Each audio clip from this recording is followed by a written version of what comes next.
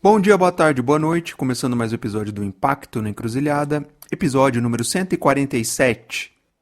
Não há impacto social sem diversidade.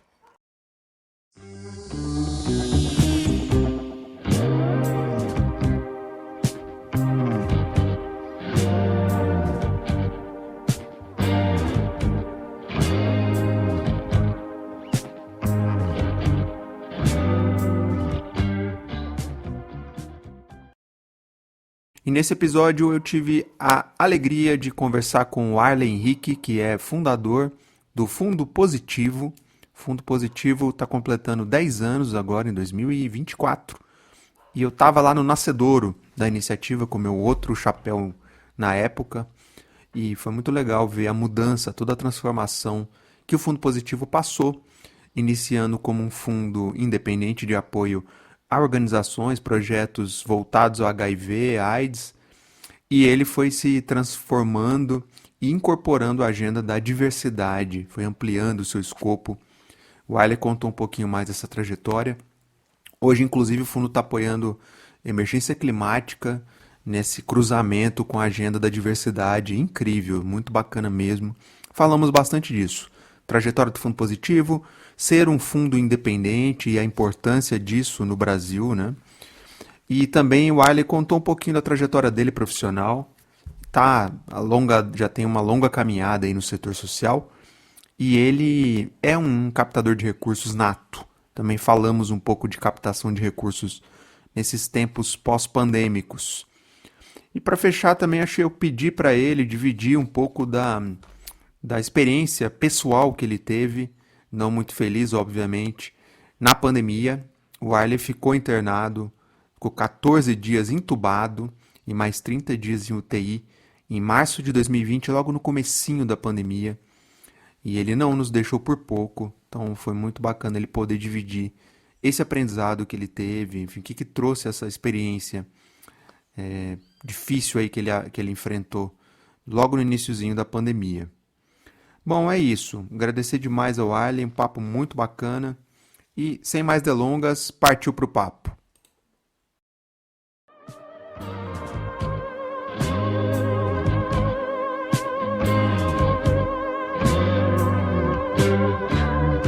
Percebo que não sou daqui, nem sou de lá.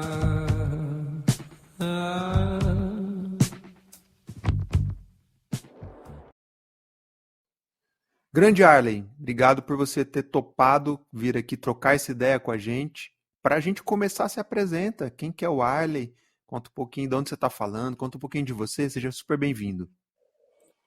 Obrigado, Fábio. Super prazer estar contigo aqui no seu podcast, que tem sido tão importante para pensar, trazer reflexões, caminhos, né, no campo aí do pensar o movimento social, a resposta social no país e como diferentes atores estão intervindo para que nós tenhamos uma sociedade mais igualitária nesse nosso país. Então, é um super prazer falar contigo e aqui com os ouvintes. Eu me chamo Arlen Henriques, eu me apresento e me considero é, como uma liderança no campo social, né? Foi assim que eu iniciei, em 1988. Então, lá na década de 80, aí vão 36 anos, muito mais da metade da minha vida, trabalhando enquanto né, uma liderança no campo social, no campo do movimento social, também chamado em alguns momentos como ativismo no campo social, um ativista no campo social, sendo que a minha formação acadêmica, eu sou mestre em administração de empresas, e a minha formação foi em administração, no mesmo período que eu estava liderando ali uma organização no Brasil, mais especificamente na Bahia, no campo do ativismo em saúde, Então, por ter esses dois espaços que se dialogaram muito na minha formação enquanto pessoa, enquanto profissional, que é o ativismo mesmo social, mas junto com um pensar nele no campo da gestão, né?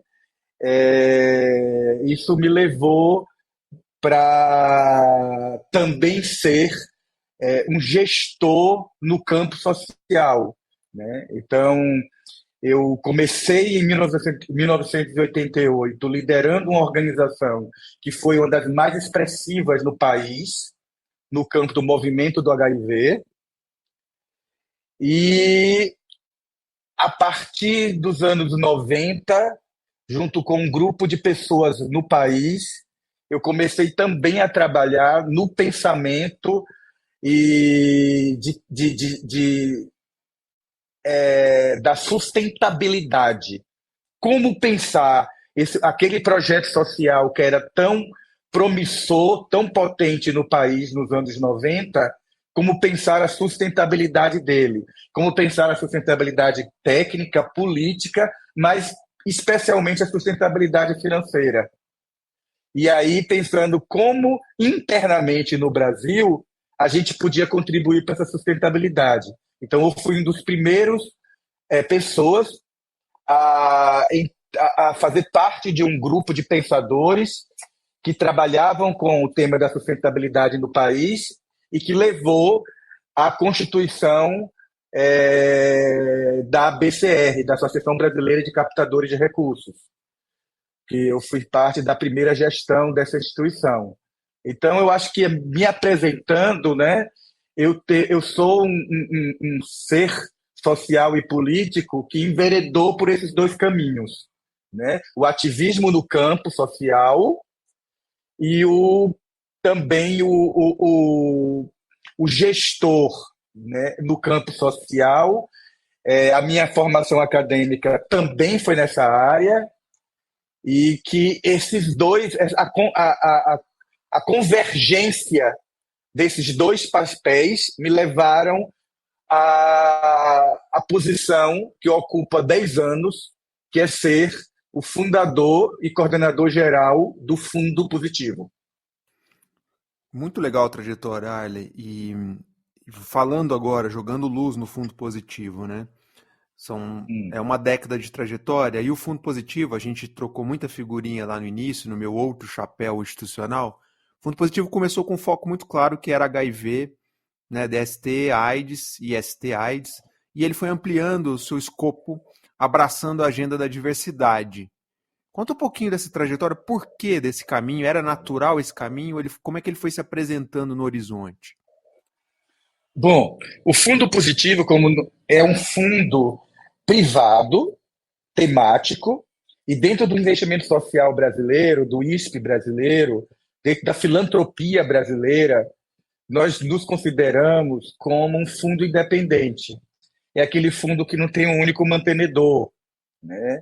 Que surgiu de uma forma endógena dentro do próprio movimento, formado por lideranças do próprio movimento ao qual a gente dialoga e que a gente trabalha fortalecendo esse movimento.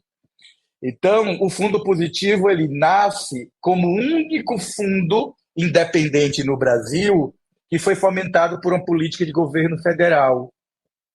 Todos os outros fundos independentes, na realidade, foram fomentados por agências de cooperação internacional, que estavam indo embora do país por redefinição geográfica das suas prioridades e quiseram deixar um legado e constituíram um fundo, fomentaram um fundo. No nosso caso, foi o governo brasileiro, na gestão da presidente Dilma Rousseff e do ministro Arthur Quioro, que identificou a força política de advocacy e de tantos outros resultados que o movimento social de HIV contribuiu para o sucesso da política de AIDS brasileira, de ser uma referência global.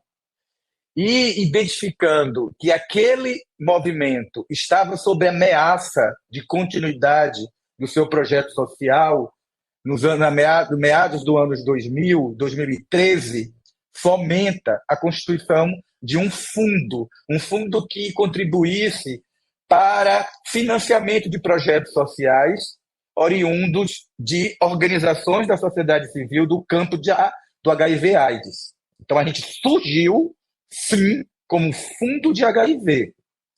Inclusive, a nossa identidade visual era muito relacionada com o próprio HIV. Tinha um H no meio do positivo, para fazer referência ao positivo do HIV. Ao mesmo tempo, como eu acabei de mencionar para ti, que é um fundo que surge devido à força que teve o seu movimento para o resultado de uma política pública, é porque esse movimento ele contribuiu para outras esferas, saindo, inclusive, do resultado para a política de AIDS. Se eu fosse citar, são inúmeras, mas só para citar algumas, tem a nossa política farmacológica hoje no país, foi alcançada pela pressão, pelo advocacy do movimento de AIDS nos anos 90. O protocolo do plano de saúde hoje que o Brasil tem foi também pelo trabalho de advocacy desse movimento. E, principalmente, esse movimento ele conseguiu, com a educação comunitária, com os seus feitos com a educação comunitária, usando a metodologia de agentes pares, né,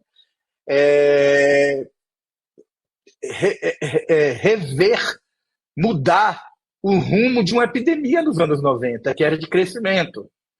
Em muitos dos estados, a gente diminuiu o número de infecções dessa epidemia pelo trabalho de educação comunitária, que essas organizações têm de excelência.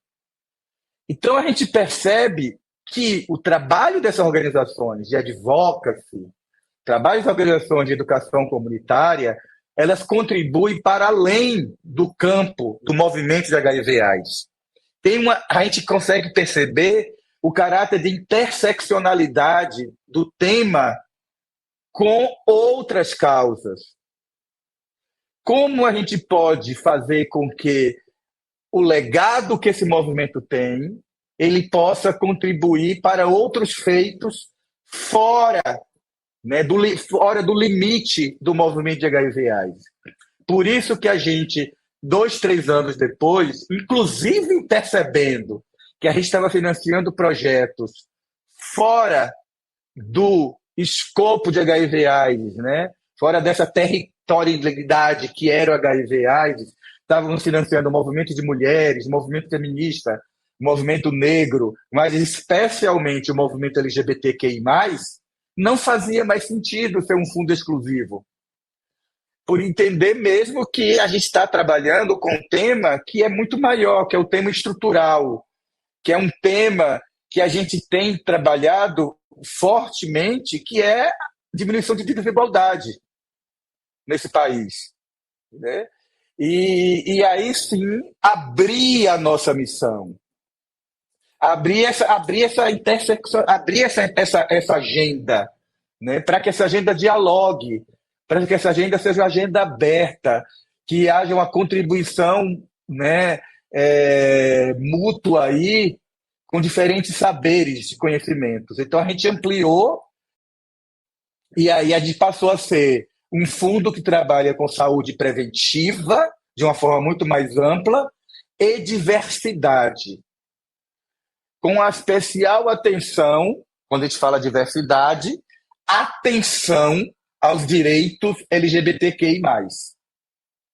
Então, esse foi o que levou o Fundo Positivo a rever sua missão em 3 anos depois, né? A gente começou em 2014, ali por volta de 2018, mais ou menos, a gente ampliou a missão do Fundo Positivo. A gente manteve o nome, não no nome positivo, o H, mas ainda embaixo, como subtítulo, né?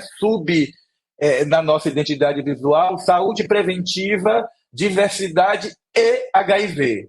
por dois motivos.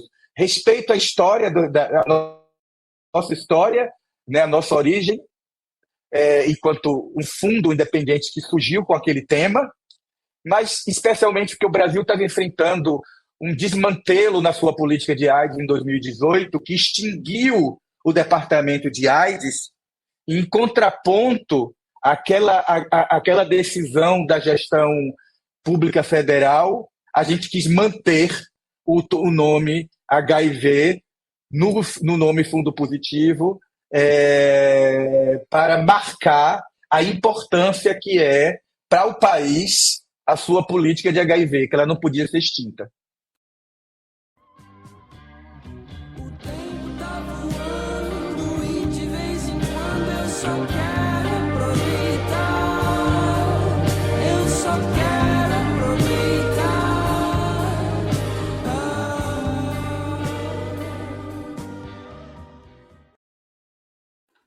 Nossa, incrível. Acho que você fez um apanhado, uma trajetória super didática aí para quem está ouvindo. E aí, Arlen, minha pergunta seguinte é o seguinte: você acha que a agenda da diversidade, ou mais especificamente a agenda de direitos LGBTQIA+, essa agenda está contida dentro desse campo que está se chamando de impacto social, ou são agendas ainda meio paralelas? Como é que você enxerga essas duas agendas?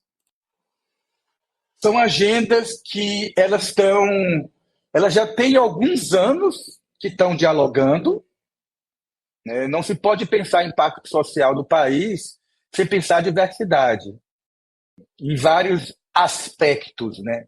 Tanto internamente, pensando o impacto social internamente nas corporações, para os seus colaboradores, né? Para que tenham quadros que sejam quadros de pessoas diversas, né? Múltiplas, plurais, de raça, de gênero, de identidade sexual, né? Mas também o impacto social da diversidade para além da fronteira, né? Do mundo corporativo que pensa responsabilidade social e impacto social. Estão dialogando, mas ainda com resultados mais tangíveis no âmbito interno. A gente vê muito falar de impacto social, mas falar para dentro.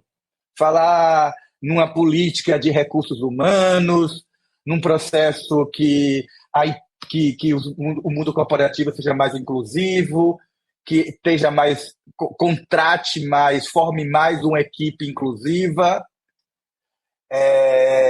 sabendo de que os ganhos que isso vai ter, né? Inclusive também para fora, né, ao se perceber como é vista, como passará a ser vista esse mundo, essa empresa, esse espaço corporativo, a partir do momento que ele passa a ter uma identidade mais diversa e plural, mas ainda tem muito incipiente quando se pensa em contribuir para o impacto social fora da fronteira do mundo corporativo, para a comunidade mesmo, né? Então, vou citar um exemplo. É muito bonito a gente vê agora, chegando maio, né? Está um mês e meio por aí, da maior parada LGBTQI+, do mundo, que é a parada de São Paulo. E quando a gente vai para a rua, na Paulista, a gente vê as empresas lá, muitas empresas com seus times de diversidade, com suas camisas com logo da empresa. Mas se a gente for perguntar ali, quantas delas estão contribuindo com projetos de impacto social para além da fronteira, para beneficiar uma comunidade que está até ali circunvizinha, mas não tem o privilégio, né, de ser um membro efetivo dos benefícios daquela empresa, né? Então, eu vejo poucas empresas fechando parcerias com outros investidores sociais, ainda quando fazem de uma forma muito autogestora, e nem sempre as empresas têm mesmo o conhecimento do território, né? E não pode não ser o papel dela ter que formar uma equipe, contratar gente, e às vezes a gente vê que o trabalho ele poderia ser feito de uma outra modalidade, né? Com network, com parcerias. Então, eu acho que são agendas que se dialogam, mas que têm desafios e que podia ser muito mais aprimorada o diálogo entre essas agendas. Eu assino embaixo aqui no que você está dizendo. E você falou no início da tua apresentação, você é uma pessoa que está no nascedouro da ABCR, da Associação Brasileira de Captadores de Recursos. Você é um captador de recurso nato. A minha pergunta para você é, como é que você está enxergando o campo de captação de recursos no pós-pandemia? Piorou, melhorou, segue na mesma?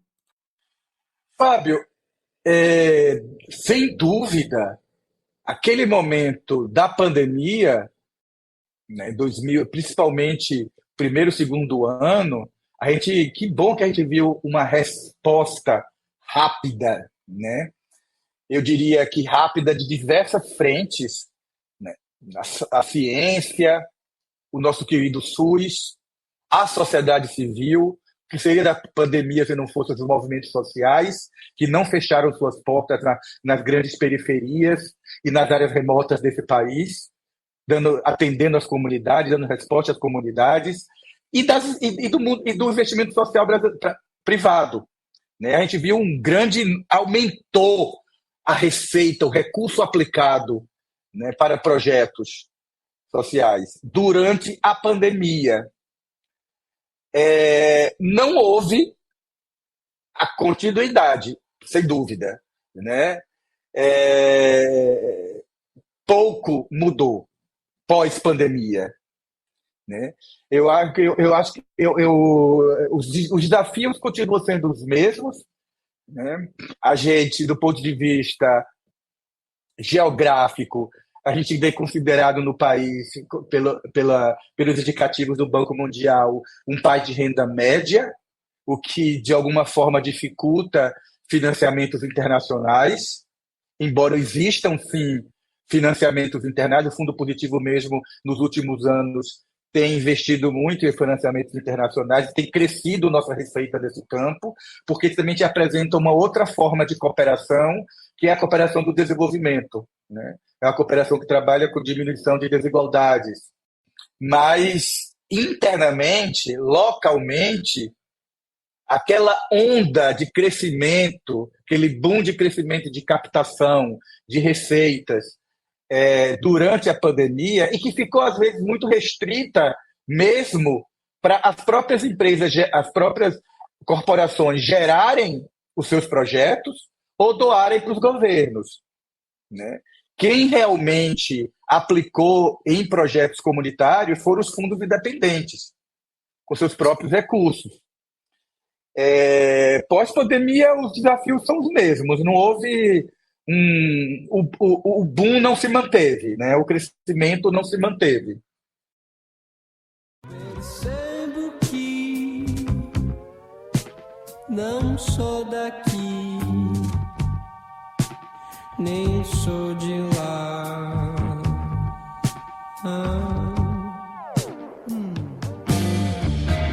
Eu vim pra ser cada detalhe de cada detalhe de cada detalhe.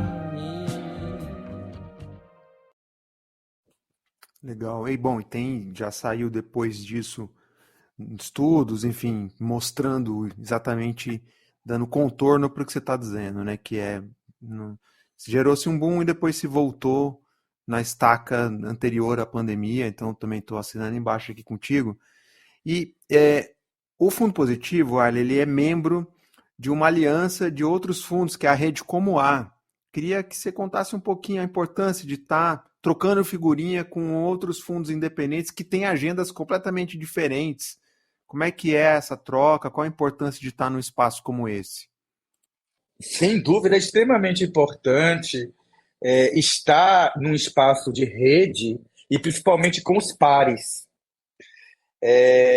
Há algo que nos identifica muito, não só a natureza da nossa constituição, enquanto fundos independentes, fundos que são oriundos de um movimento que surge dentro do próprio movimento, né?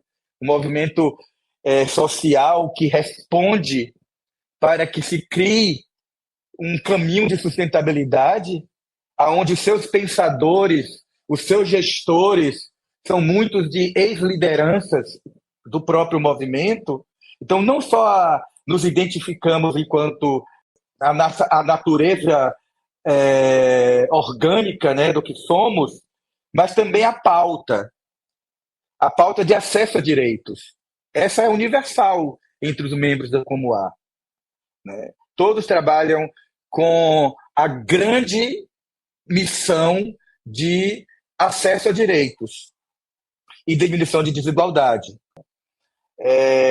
Claro que com temas diversos, mas que se dialogam muitas vezes. Então, agora mesmo, nos últimos tempos, a gente tem visto que o tema da justiça climática é uma agenda urgente para todos que trabalham com acesso a direitos, todos que trabalham com construção de um processo democrático nesse país. A justiça climática é comum, é urgente para todas as organizações. E nisso, estando numa rede como a Rede Comuá, a gente pode criar mecanismos de pensarmos como a força do coletivo pode responder melhor, né? Há uma agenda que é comum, há uma agenda que é nacional, até não só para respostas comunitárias, mas também para respostas de advocacy. E agora que a gente tem dois acontecimentos no país que são extremamente importantes, a sociedade civil está presente, está trazendo a sua contribuição enquanto filantropia brasileira, que é o C20 neste ano, o G20 neste ano de 2024, e aí nós temos, né, compondo o G20 o C20, que é a sociedade civil. Então, como no C20 a gente pode trazer a contribuição da filantropia brasileira, isso a gente só pode trazer muito mais através das redes, como o A e o GIF. O Fundo Positivo é membro dessas duas redes. Além disso, chegando aí a COP30 em Belém. Então, como a gente pode pensar que reverter um pouco a lógica que as decisões globais impactem localmente? Como a gente pode reverter um pouco essa lógica e fazer que localmente a gente também possa contribuir ou interferir nas decisões globais? Arley, a gente falou da pandemia, né, na chave da captação de recursos, mas eu queria trazer a pandemia numa chave mais pessoal, que você enfrentou uma barra durante a pandemia. Queria que você contasse o que essa situação te trouxe de aprendizados, olhando agora para trás pelo que você passou. Então, Fábio, na realidade, quando eu cito, né, que eu sou uma liderança de um movimento social, um ativista no campo social dos anos 80, foi chegar junto de uma causa que se assemelhou muito com o que nós vivemos na humanidade agora com a pandemia da Covid-19. Ou seja, o que é que eu falo aqui? Eu falo que eu cheguei próximo, enquanto um jovem, né, com seus 18 anos, de uma epidemia que era a epidemia de HIV/AIDS, que era uma epidemia também como a da Covid, foi para a humanidade desconhecida, né, que causava estranhamento, para não dizer medo, pânico, infelizmente, mortes precoces, né, vidas que se iam precocemente, e com o agravamento que a epidemia de AIDS tinha um estigma e discriminação, né? Então, além de tudo que se enfrentou na Covid, que eu acabei de mencionar, né, nós tínhamos como agravamento para a epidemia da AIDS o estigma e a discriminação. E então, eu já tenho no meu histórico de vivência, enquanto vida pessoal mesmo, ter vivido a epidemia da AIDS dos anos 90, onde eu perdi muitos companheiros, né? Onde pessoas foram precocemente e ainda tendo que enfrentar o que nós chamávamos na época da morte civil, que é a morte antes da morte biológica. Sou um ativista nesse campo, então sempre trabalhei com essa situação, que era a situação, lidar com situação limite, lidar com algo tão óbvio que é a impermanência das coisas, a questão mesmo de que está lidando com finitude, né?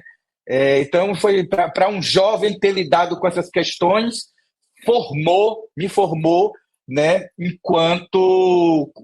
construiu enquanto pessoa mesmo, com meus valores e todos. Só que chega a pandemia da Covid-19 e me toca enquanto sujeito. Algo que eu, enquanto sujeito, eu não vivi na epidemia de HIV/AIDS, já que eu não sou uma pessoa vivendo com HIV, né?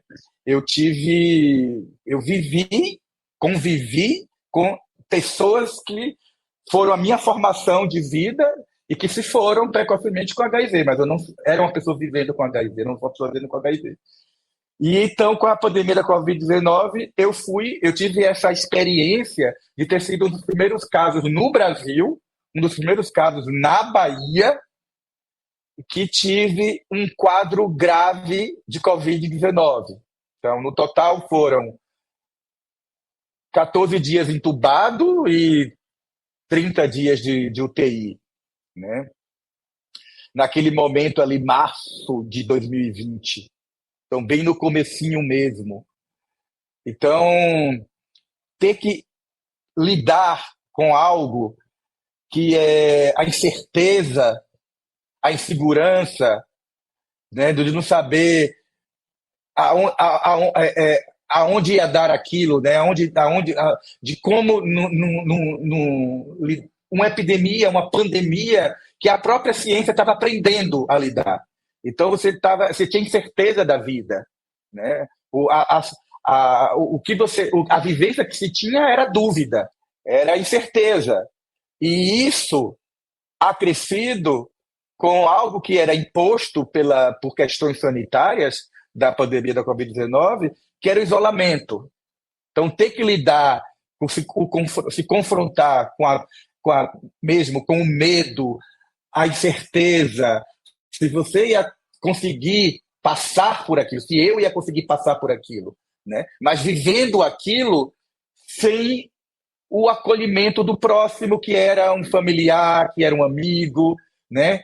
A gente tinha, sim, uma equipe médica que estava ali na linha de frente da Covid-19, que a gente tem que tirar o chapéu, extremamente comprometida, acolhedora. Isso, sim, eu contei muito com a equipe de médicos e paramédicos acolhedores, e que deram o acalanto que eu e que todas as pessoas que estavam ali internadas num hospital, numa unidade de Covid, não conseguiam ter de um ente familiar ou de um amigo.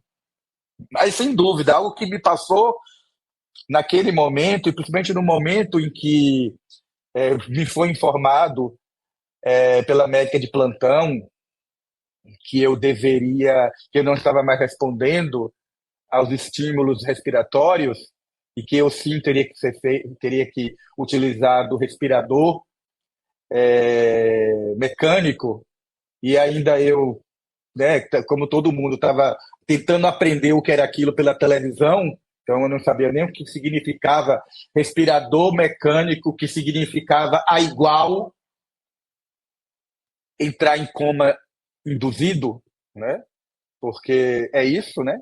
É um coma induzido, é ficar inconsciente, não sabia também do que foi colocado depois, né? Os dados que tinham, que poucas pessoas, que 70% das pessoas que entram num quadro como esse terminam não tendo retorno, né?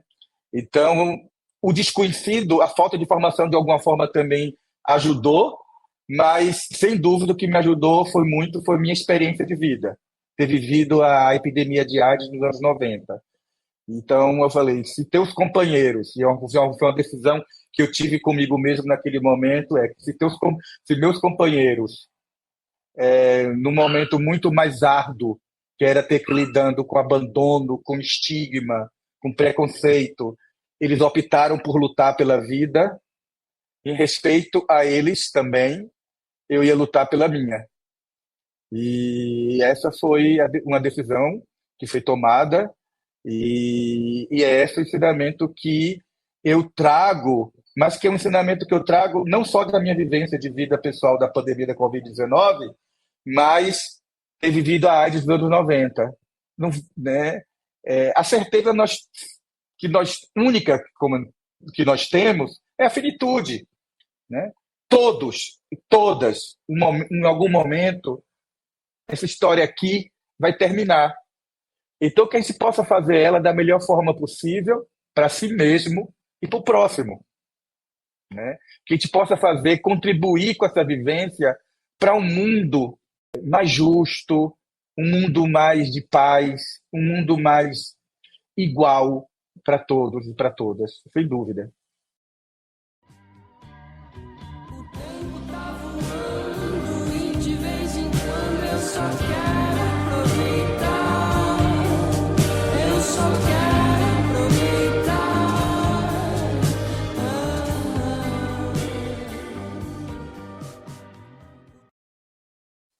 Pô, que lindo e que forte seu relato. Obrigado de verdade por você compartilhar aqui, porque imagino que possa significar para muita gente que está ouvindo aqui, Arlen. E traz como eu te falei antes da gente começar a gravar, traz um lado humanizado do Arlen, para além do Arlen captador, para além do Arlen fundador do Fundo Positivo. Acho que é importante trazer essa chave também para as pessoas. E para a gente fechar, Arlen, te agradecer demais pelo papo, te convidar a fazer rapidamente um balanço, assim, Fundo Positivo, 10 anos, quantas organizações apoiadas, quanto de recurso já foi para a ponta. Acho que é legal trazer um pouco esse balanço para as pessoas terem noção do tamanho, da importância do fundo. Super atual, super atualizado essa resposta, que eu acabei de voltar do Encontro Nacional dos Projetos Apoiados pelo Fundo Positivo, nesse ano que nós fazemos 10 anos. O Fundo Positivo completa 10 anos, agora em novembro de 2024, quando começamos em 2014. E aí, ao todo, foram mais de 28 editais lançados, sem contar cartas convites, que são aquelas financiamento para instituições que não precisam de passar por um processo de concorrência com outros, porque elas são únicas no trabalho que realizam. Então, são mais de 28 editais públicos, 320 projetos apoiados nacionalmente, 1.800.000 pessoas atingidas diretamente, 14 milhões indiretamente, 19 milhões de recursos captados, sendo 70% desses recursos indo para a ponta. Vocês 10 anos. Em todos os estados ou tem algum estado que vocês não chegaram? Todos os estados. Pela primeira vez, o ano passado, o comitê de seleção, que é responsável pela seleção e não o Fundo Positivo, é um comitê externo, ele conseguiu selecionar projetos mais na região norte do que no sudeste, que era sempre o sudeste que tinha o maior número de projetos selecionados. O norte foi mais financiado, não por uma questão geográfica, mas por uma questão mesmo de projetos de qualidade. E essa é a única determinação do Fundo Positivo, né? Algo que tem que ser cumprido, que todo apoio nosso tem que ser apoio nacional. A gente não pode deixar de apoiar uma região, contemplar uma região sequer. Então é isso, são 10 anos de sucesso, 10 anos de uma referência, de uma iniciativa que é local, nacional, mas que, enquanto fundo independente, eu posso dizer que é próprio muito da filantropia brasileira. Estou indo agora daqui a 2 semanas, para a Geórgia país, ex-União Soviética, para participar do Encontro Internacional de Investidores em Direitos Humanos. E fundos independentes é uma característica muito próxima da filantropia brasileira. Não existe muito em outros países. Então, como a gente pode contribuir para que fundos positivos possam trazer sua experiência para o fortalecimento da sociedade civil em outras culturas, outros povos e outros territórios. Que interessante, cara, que bacana. Legal você dizer isso, que é uma inovação, uma característica brasileira, fundos, fundações independentes, porque a gente ainda tem poucos desses players no Brasil, que vem crescendo, mas ainda numa taxa muito Uhum. aquém do que a gente gostaria, né? Então, legal saber disso. E, Arley, com isso, eu te convido a fazer o merchan final aqui para a gente fechar, divulgar o que você quiser, além do que você já trouxe, e fica à vontade aí.